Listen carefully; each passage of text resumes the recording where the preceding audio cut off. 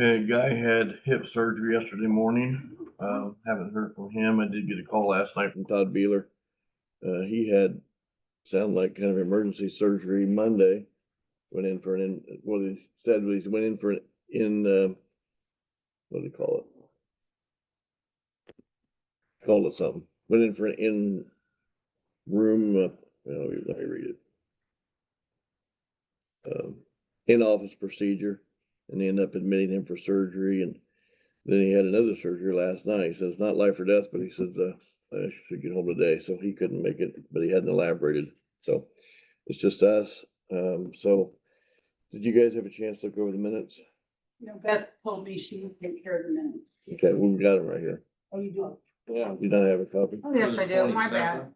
Yeah, this was the one before because they didn't have the minutes done Oh, the month before.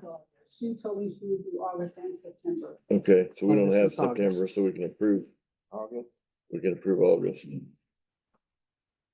I was here at that one. Were you all here for that one? Because if you weren't here, you can't for that. I don't think I wasn't here for Oh, it August. says absent. Okay, we need to approve August and September at next meeting.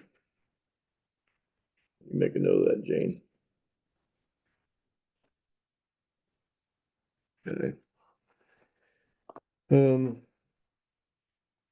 Michael, you wanna do your thing?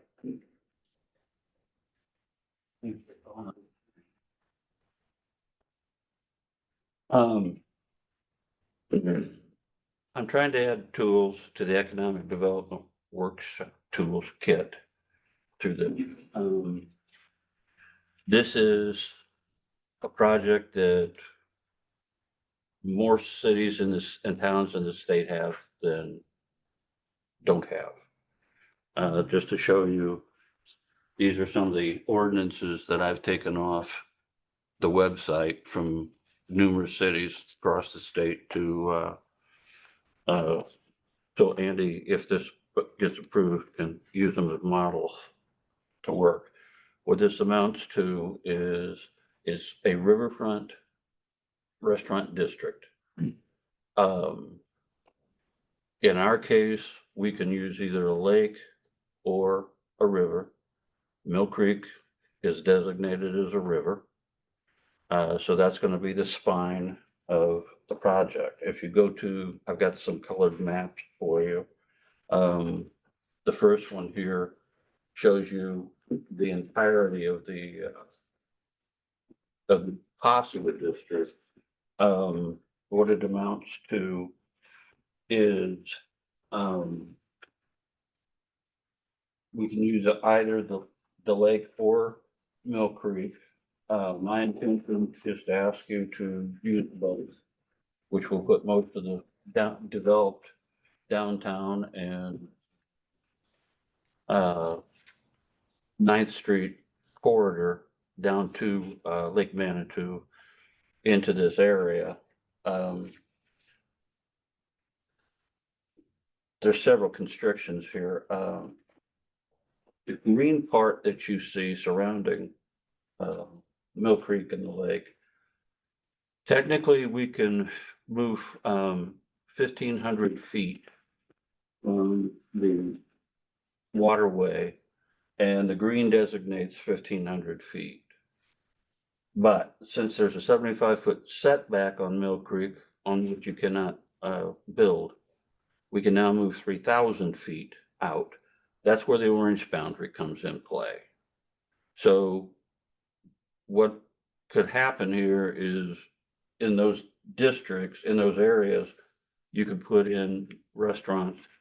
The key to bringing them in, quite frankly, is a reduced cost alcohol beverage license. Three-way, $1,000 a pop. There are conditions into this. The way that this would work is to create a riverfront district. The Community Redevelopment Commission first has to establish the redevelopment area.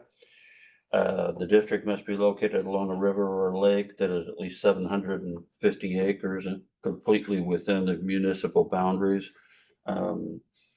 Manitou comes in at 775, so we're well within the district. Depending on any restrictions that prohibit building directly next to the river, or in this case, Mill Creek, the district may stay within 1,500 feet of the water. The green marks indicate that distance. Since there's no build restrictions on Mill Creek, we can extend the boundaries out to 3,000 feet. That's the orange boundary again.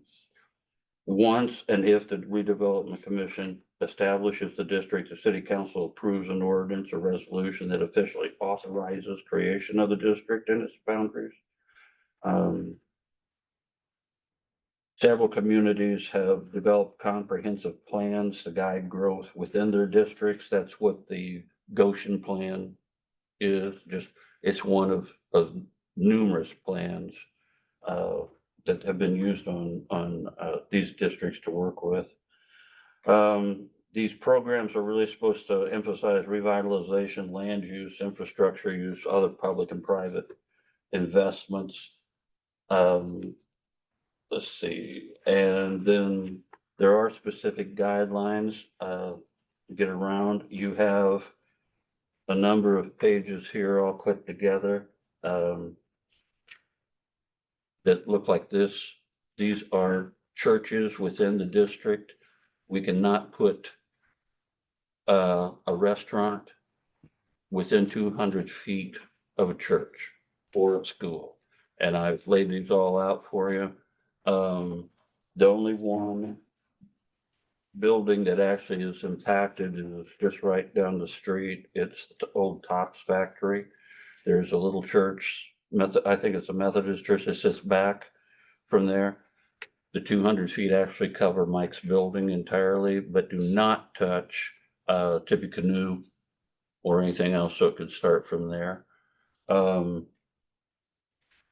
I've included all these just to show you where they're at. So there's a church out behind on what is it, 10th Street there on the corner. That reaches out. I know that Streamliner is up for sale, but in this case, Streamliner is well outside the 200 feet. So if somebody wanted to come in, purchase it, and do alcohol service, Streamliner could be involved in that. So those are really the two churches that really impact anything here at all. Let's see, what else would there be? A number of communities have put down their own restrictions, and that's the beauty of this. We can build this to suit. Some of them have limited the number of licenses that are permitted, and under the statute, licenses are unlimited. And I should explain that for a second. Each community has a quota of license that it's awarded basis upon population. These licenses are outside of that quota, so you can do as many as you want. One community has designated one license for its community. Lafayette has 63. Being a college town, I would suspect that. So you can range whatever you want to. There's special exceptions that other groups have tried. There are actually questions that need to be addressed if you do proceed with this. So I think the thing that I would like to know first is this something you would consider and something I should proceed with? Because if you don't want to, then I can stop.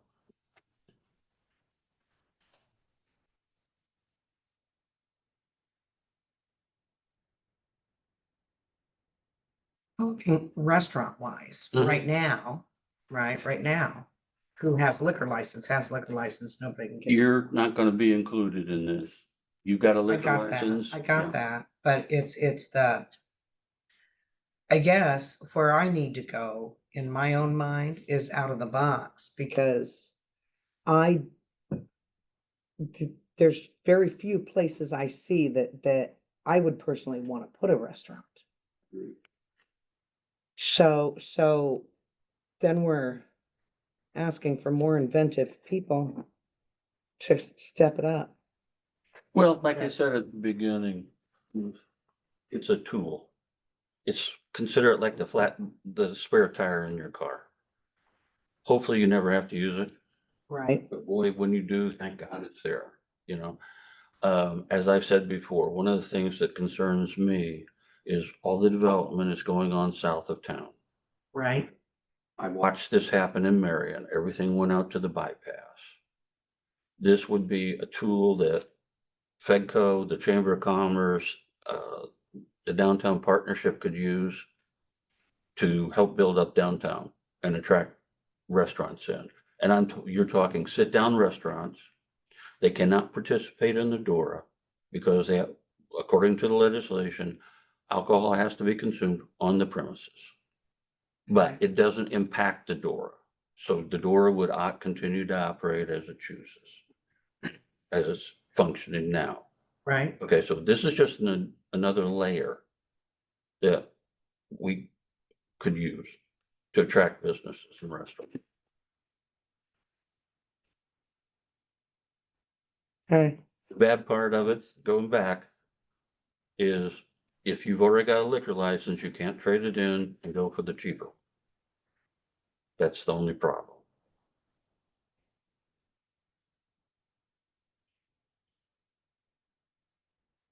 You look like you got another question. No, I don't know. I don't know what questions would be. I don't know what questions would be because I'm happy. So, I'm okay with things, but I'm at a different That just scared me. I'm at a different stage in life. I mean, you know, I don't Yes. want to expand. I don't want to,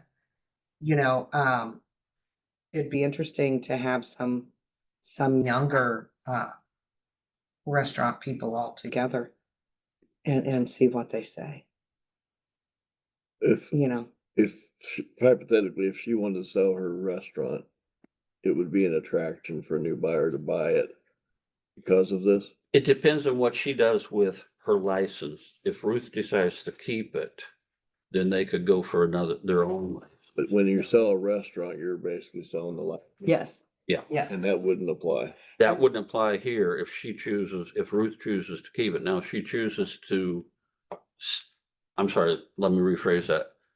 If Ruth chooses to sell the license with the restaurant, it's going to cost whether Ruth chooses to charge. Okay. Right. Now, if, let's say, Set the price right now. right, And right now that's where Rochester is at. And I just had some of my properties appraised just so that I knew. And he told me, the appraiser told me a story of this place in Claypool that he appraised the building for 150,000. But the guy was selling and the bankers called him in because he would not appraise it for 500,000. Because the owner of that restaurant felt like the value of that liquor license was that much. let me kind of piggyback on that 2 points here. I've seen, Auction like 6 months ago in Indy. Oh, they just put out a thing. It wasn't 6 months. They just put out a new one to go on site. They just emailed everybody and said, go on site. So the thing is like, let's say something happens and I lose my liquor license, right? I close the restaurant down. Right now, the liquor, I used to think that you could keep a liquor license indefinitely. Mhm. When we bought the dugout, you have either 2 or 3 years that you have to get that liquor license up and running again. You can't just pay annually and hold it for 10 or 15 years. You can't. So then after that 3 years, if you don't have that building renovated and ready to open, then it goes back to the state. It just goes back and you've just wasted your time and money. the other thing with these licenses is if somebody comes in and opens up a restaurant, that license is particular to that To them. restaurant. If they close, that license disappears. Then if you go in and you buy that building and I'm opening another restaurant and make application, that restaurant, that license is active only as long as you have that restaurant active. Okay, so these aren't Permanent longevity. liquor license, You can't right. trade them back and forth. I've seen, I got on the online and started downloading liquor licenses and reading what they cost and trying to figure all that stuff out. I saw one in an auction go for $145,000. I mean, they just go for whatever they are. They go back, the state can pull you, as I understand it, the state can pull your license after you go out of business for a while, and then they can, it's theirs again. And it's assigned to your community or the county, however it works out. And somebody, you could come in, Mayor, and take her license and open. But up you've your got, own yeah, restaurant. you've got 3 years to buy. So I could sell it to you instead of letting it go back to the state. that's another thing. But you have this criteria to selling it, because then, so we can take Banditos, for instance. You Okay. can't sell it. I can, yeah, No, hold on, Uh, just a sec. You can't sell it to Trent and then come in and apply for this. no, oh, I It's can't, It's against the law. okay. Yeah, so Trent would have to apply on his own. Okay, so there's, because they're, I mean, Right. the legislature, that's the way they think. Right, Because that's the first thing you're gonna do. I'm gonna give it up, come back for $1,000 license, and they're all three ways, Ruth. right, right. Whereas now you can, there might be a beer and wine available. I don't know if there is anymore. So like Banditos, I still own that liquor license. Everything for that liquor license is my responsibility, except for managing the restaurant. Okay? So even though in the contract, it says that they have to pay for it every year to keep it, that's their expense. If they don't, I need to know this. If I want to keep that liquor license, right? They can make me default on that if I'm not up on it. So I do all the paperwork and make sure everything's done. And then they pay the money, that's part of their rent, and they keep it going. And they manage it, and there's very specific paperwork to do to make sure that everybody, including taxes wise, state tax, knows that I'm not making money off of the liquor that's sold at that restaurant. Okay? Now, let's say that they want to buy the building. We can actually discuss the price of the building and the price of the liquor license. Two different things. I could still hold on to that liquor license because it's mine to keep as long as I pay it. And I could charge them every year for the use of that liquor license for the rest of their time there, if I decide that. Okay, so you can own it, and in the case of Banditos, they're using it. Right, So that qualifies for you, for it being used yes, that year, right? yes, And then absolutely. you still own it. And I still own it. So I guess the question is, and I'm trying to wrap my head around this. So yes, this would attract business, but also we keep in mind that the current holders of liquor license are gonna see possibly a decrease in the value of an asset. Mm-mm, I don't think, I don't know if they will. That's been thrown out, Joe. It's a possibility. It's a possibility. The question is how successful those businesses are going to be. We put one of these things down in New Albany. And they have based their downtown economy basically on restaurants. And I do go back down there every once in a while, and I can tell you, every time I go back down, there's a fistful of new restaurants. Because it's probably the most volatile industry you can imagine. So state's making money off of that because you're paying the $1,000 to the state. Now, how the way this works in other cities, this could be done differently here if you want to. If you decide to proceed with this, we need to have a work session to work out certain details. But in other cities, the way that it's supposed to, and in the legislation, the way it's supposed to function is Redevelopment Commission approves the district, council creates the district. Okay, Now I'm coming to you as a redevelopment commission with my application. You're going to either way, you write a letter to the mayor. The mayor either accepts your recommendation or not, sends it forward to the Alcohol Tobacco Commission. They're the ones who make the final decision whether or not to issue it. You can put all kinds of restrictions on who can own the license. There's some of the cities have put in restrictions on how many days the restaurant has to be open. And one town literally said you have to close by 11 o'clock at night. I don't know that that's legal. Guy and I have talked a little bit about this. I'm making a presentation today at his recommendation, by the way. So there's a lot of different points here that you can move around and play with. I'm not sure, for instance, one town has put restrictions on how many restaurants of the same cuisine can go into their district. They're also in a lawsuit because they're trying to, I hate to say this, but they're trying to keep out too many Mexican and too many Chinese restaurants that go into their town, you know, because that's, or pizza joints, things like that, you know. But there's a lawsuit going on right now.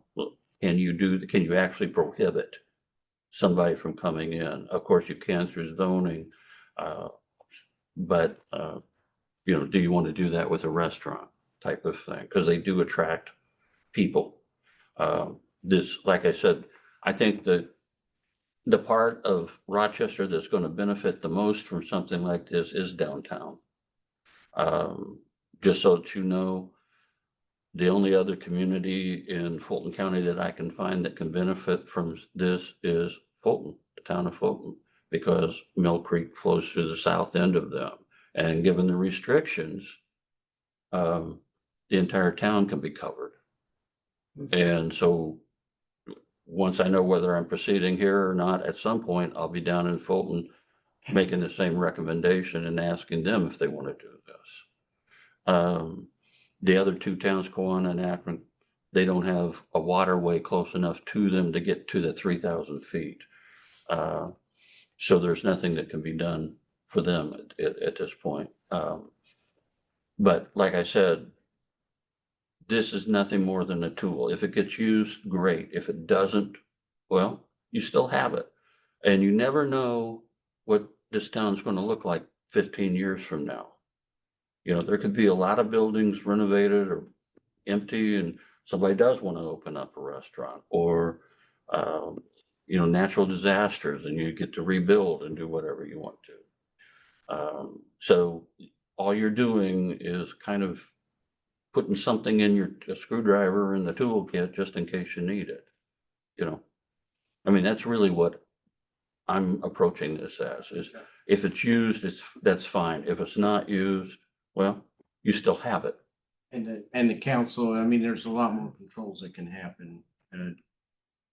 I could see it as a summer thing. You know, I mean, because right now, it really, I mean, I think I felt it this year more than any other year right now is the summer people leaving more than in the past, a lot more than in the past. You know, the summer people definitely have left. Whereas before, I've never really felt that, business wise. And this year I have. So if we end up becoming more of a summer place, then yeah, this could be a great thing, you know. Summertime, I want to try something out, you know, I'm young. You know, I got, you know, I would do a pop-up summertime restaurant in a building that was already there. You know, I mean, it could be a great benefit to something that would turn into a long-term thing. Well, I know that there are people down in our regional group that will say they will come into Rochester just to eat either Banditos or your place or the other restaurants, and I'm talking Kokomo, Tipton, Franklin, they, not short trips. And they come up here just to eat. So that, cause the town does have a lot of good restaurants. Well, And- Evergreen was definitely proof of that. If it wasn't Yes, for it was. COVID, I'd still have the Evergreen. I'm sorry, but COVID took those people away. And they are coming back. They are coming back. I do see that. And remember something else too, you've got 1, 2, 3 housing projects going on right now. Eventually those places are gonna get full.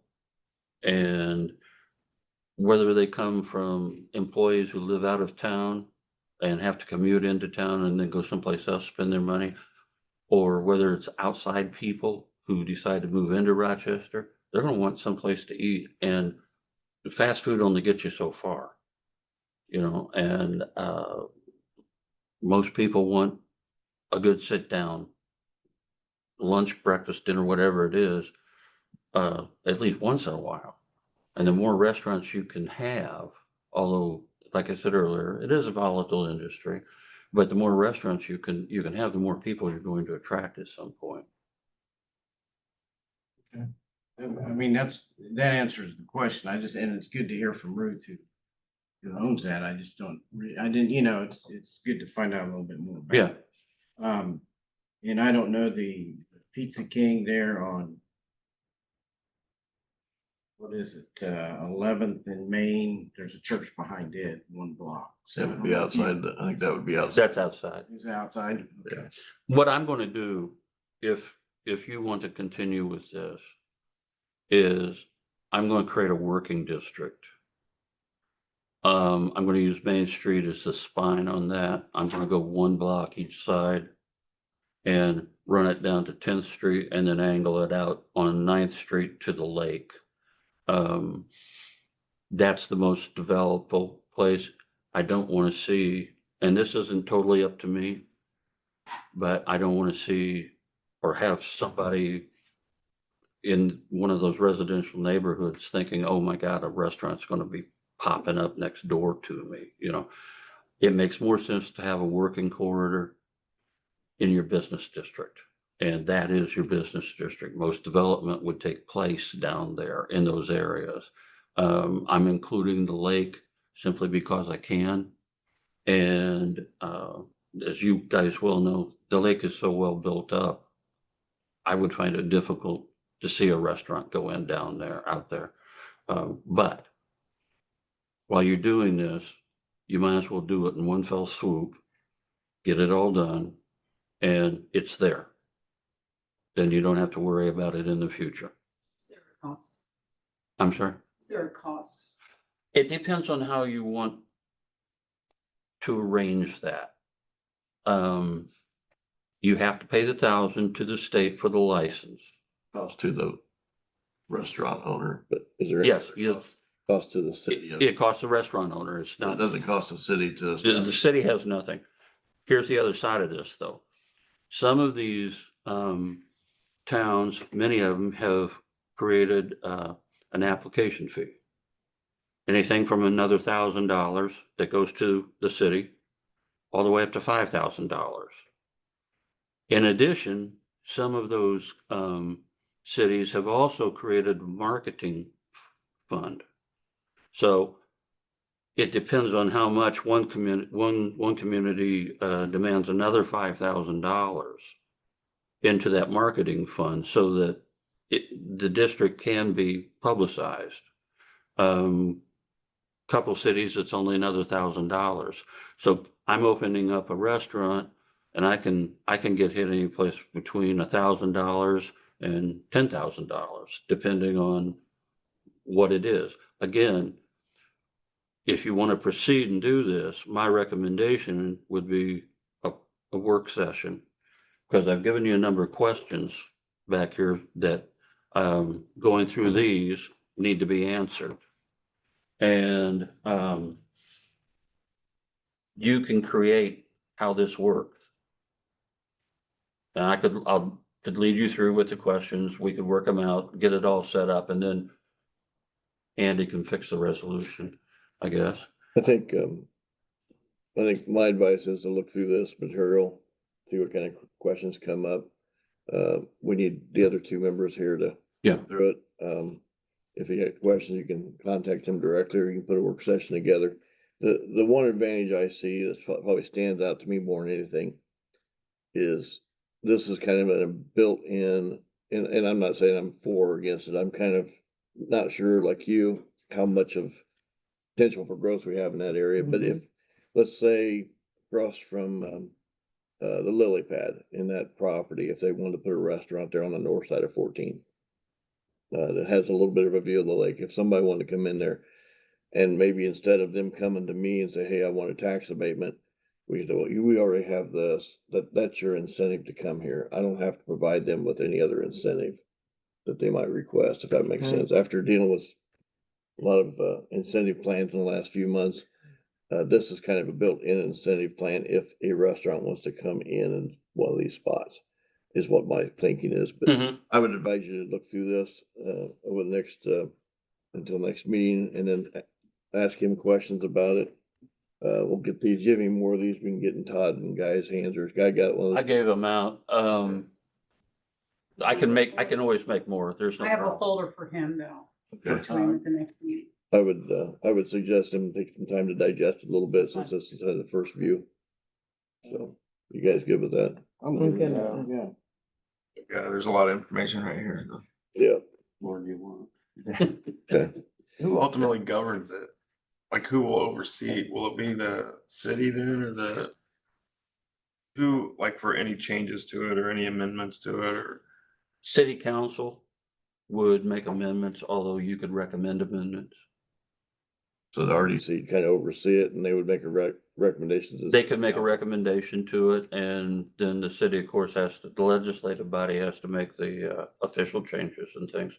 But this is something is amendable. There's no problem with that. I've seen a number of amendments, especially up in South Bend, do what they're doing. Again, it's just, when you come down to it, it's a development tool. It's a fishing lure to lure restaurants in to your district. The only real place I see possibilities is downtown. And if you talk to other mayors and things, other cities, they swear by them. They've helped revitalize a lot of these smaller communities. I know it helps South Bend. Now, South Bend, when I was living up there, they were just renovating and putting in a bunch of apartments Mhm. in a lot of the old buildings. Mhm. And I worked with some of those people that lived in those apartments, and their biggest complaint was there's nowhere really to go downtown. So when the city actually received this, then people actually walk to and back and forth, because it was so much easier and for people to actually get a restaurant up and going. And I think South Bend even has some of them that are seasonal up there on their river district, don't they? You know, because of this. Well, I'll tell you how versatile this is. There's a lady in Bloomington, runs an ice cream shop. And she came up with the idea of liqueur infused ice cream drinks. She got her license. And I called her and talked to her. She's seen her business triple. So it is what it is. I mean, and Ruth, you raised an interesting question, an interesting point here. It's a combination of things. South Bend was smart enough to start putting apartments in the upper floors downtown where people could come. So they built the base for the restaurants. So the restaurants are going to come in because you have the base. Right. It's, this is a seesaw. This is one piece has to fit into the other piece. It's not just, you're going to get some restaurants in. And people will travel, but you're going to make your restaurants more successful and keep them open through the course of the day. If you have people living upstairs, they can come home from their jobs. You can go down, get a quick meal, or just sit for a while. It doesn't matter. That's what this is. It's creating partnerships. or whatnot, so. All right, thanks, sir. Yeah, Okay, what time is that walkthrough? 10? I got down 10 on my calendar. 9:30. walkthroughs at 9:30. It's fine. Doesn't matter from later. I aim to be there too. Oh. So you guys, I sent this to you yesterday or Monday. Charlie Sparks, letter of engagement for 2026. You have a chance to look at that?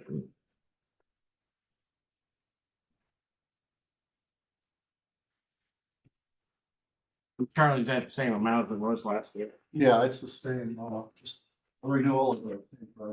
Okay.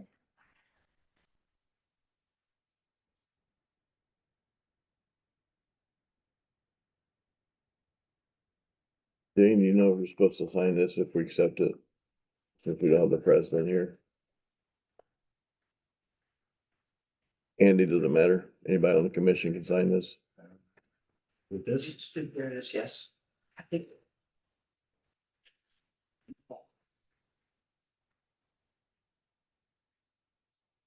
Yeah, if you vote to accept it, I would have two members of the commission sign. Did I sign it? Not my. Oh, you know, it probably should have your signature. I know it was. Oh, there's a place on the second sheet, I think, where it's print, you got your name printed, you can sign that. And then we'll have two members of the commission sign it. You don't have it? Yeah, I don't think I do. I think you do. Just a minute. It's buried or somewhere. I don't know, I would have put it. Oh. That's not there. Okay, I don't need it. You No, guys, okay. okay. So, yeah, I believe that we approve, the contract with Charlie for 2026. So the total of 36,000. I'll second the motion. you moved and seconded, all in favor, say aye. Aye. Okay, a couple of you guys sign that and you come up and sign it and we'll have it, we'll get you copies. 45 minute sales pitch prepared. You what? Have 45-minute sales pitch prepared, but I'll say. 45 seconds sounds low.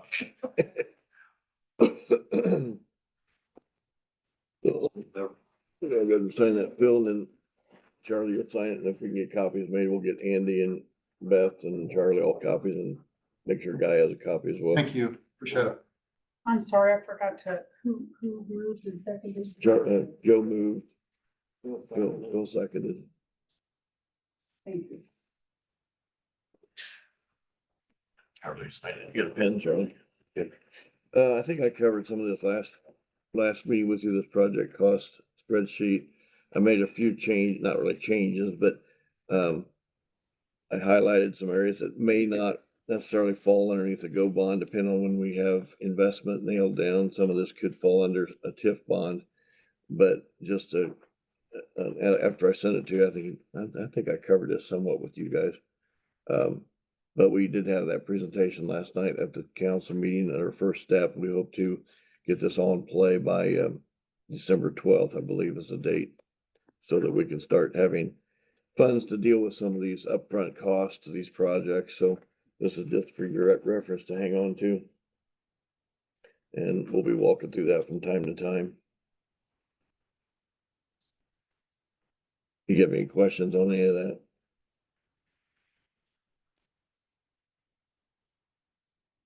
Jane, do you have anything that you know of to share as far as the financial?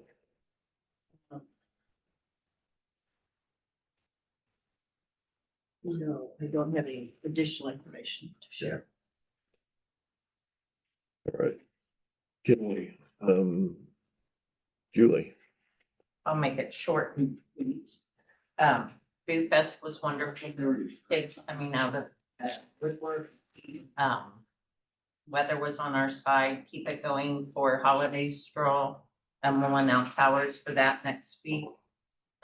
We voted in 2 new members to our board yesterday, so we'll have a full board and new officer elections come November.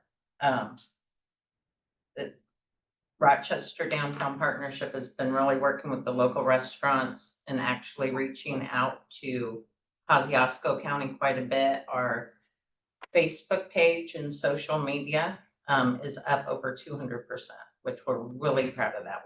And Fulton County Tourism Board has helped us with ad space and, we're really seeing some good things. We're working on a spring, festival, which I'm gonna get approved first, but in May, but all is well.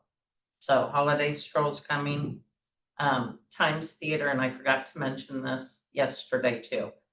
Today we're getting installed a 10 by 20 state-of-the-art screen on the back of our stage, which it'll be the highest resolution in the region for a minute until, but pretty cool, and that was a local donor. So our next show, which is Wombley's, look out. And we just surpassed 35,000 visitors, which in what Michael's talking about, we can't get a liquor license. We have a bar that we cater in to, we offer it to local restaurants right now. Rumors, but I would presume it's So, like what he's talking about, we can't get one. but if we got something like this passed, you could I possibly, haven't seen, I would think so. could they possibly get one then? They don't have to, but they. There's one town, I can't remember what it is, that, one of their license was specifically aimed at their theater. So it has nothing to do with food? Mm-mm. Okay. Well, we can't get it because we're maxed out as a county. Oh, is that the reason? Get a 3. Okay, so that could really help you out. Exactly. I see, okay.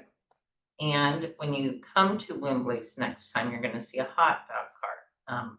Barry Webb bought us an amazing hot dog cart. So we'll be able, because we're not on our sold out shows, like we've been talking, Ruth will be packed. We've got all the stats on that. We still have about 50 people that need something in their hands. So look for a big year. Very good. And I would love to see a map on what you guys were discussing. You have another copy you can get to Julie? on that? I'll have, Okay. All right, perfect. That it? Okay. Charlie, anything? I just real quick comment that we made earlier about seeing a drop off and more significant. Yeah. It'd be interesting to understand that better, but one thing I was gonna mention is what we're trying to do on the economic development side with Fedco and the city and the county is kind of smooth that out Mhm. by bringing in more jobs, investment, and that brings in disposable income. And that's what supports the retail and service and commercial parts of the local economy. Certainly the housing is gonna provide, certainly the housing projects are gonna give that some buoyancy too. Hopefully that'll have some impact. And I think I can say this with a certain element of confidence. We had a call yesterday. Mike's had several calls. Well, he's been working with them for several months. And they talked to me yesterday about some incentives for this, but it looks like we're gonna get a name brand hotel. I would say construction possibly starting in the spring. We talked about the incentive plan. He thought that would be very workable with these potential developers. So anyway, I would at this point in time, I'd be very surprised if it doesn't happen. That's all I'm gonna say about that. And that would be down around behind Pilot. I have to say, I mean, having the Evergreen opened my eyes to so much stuff that I don't think the average person that lives in Rochester understands. I really don't. Because at one time our hotels, yeah, they weren't that great, but people really did stay at them. And I had over the years talked to people like, why pre-COVID, I was selling that front area of the Evergreen every Friday night for wedding parties. And they'd call me because it was the place to come to have a nice dinner after rehearsal. That they'd have their rehearsal dinners there. Okay, so I could put 30 people up there and that was perfect. Then, things just changed, ownership changed and people weren't staying. And I had so many local people tell me, well, Ruth, we had to go to Warsaw. We had to, go to Plymouth and we're staying there. So we eat there. So by that hotel change, we eliminated so much business in this town that the average person doesn't have a clue what happened. And They really don't. I was out there last week or 2 weeks ago and had an email complaint from a guy, family in Kentucky. And I told him straight up, I said, we got a new hotel that's gonna come in. It's probably gonna put you out of business unless you straighten your act up. I said, right now, you are not serving this community well. And I Right. said, I advise you to sell it. And I can probably find a buyer. Or else you've got to make some immediate changes. And if you can't do that, you're probably gonna be put out of business. Cause I'm tired of messing around with them, so. Right. I mean, it was huge. It was just amazing. We're still writing it, like, we're approaching 65% of our ticket sales from being out of town. Oh, yeah. And anything negative is related to, we've driven all the way from Fort Wayne and we have to go home. Yes. Like, you know, they want to stay.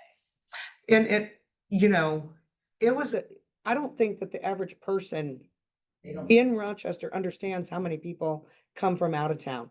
Rochester sustained the Evergreen. Don't get me wrong, but I made my money off of people coming in town.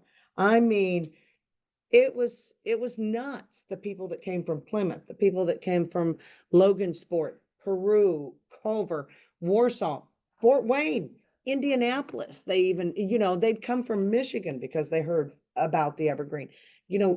Rochester can give really good quality, give them a reason to stay here. And everybody could grow. It was amazing to me. I had no clue that, and the whole thing is we keep forgetting that we are so centrally located. And the business because, my son teaches for the Kelly School of Business and they studied the Evergreen one time and for a summer class. And he has one student that still looks him up and says, how's your mom's restaurant doing? Because there's in the whole world of business, Rochester itself should not be doing as well because we are outside of the perimeter of people coming in for social things and other smaller business stuff, right? You should only look half hour. Everybody of any decent size, any community is 40 minutes or more. But believe it or not, they do come in. And it shocks those people that study that. It really does. We're, especially here, we're conditioned to drive Uh-huh. to the embassy and I've worked it into our contract that there are live performances, those artists can't perform within 60 miles within 90 days, because we're all used to doing it. And so people from Bremen would much rather drive to Rochester. Yes. If we just give them more. And we just need a little bit more service. Mhm. And that's the biggest thing. If I could do more, I come here. We have so many tables. Uh-huh. Okay, we gotta run. Okay. Phil and I gotta get going. Need a motion to adjourn. Moved. Second. Moved and second, all in favor, say aye. Aye.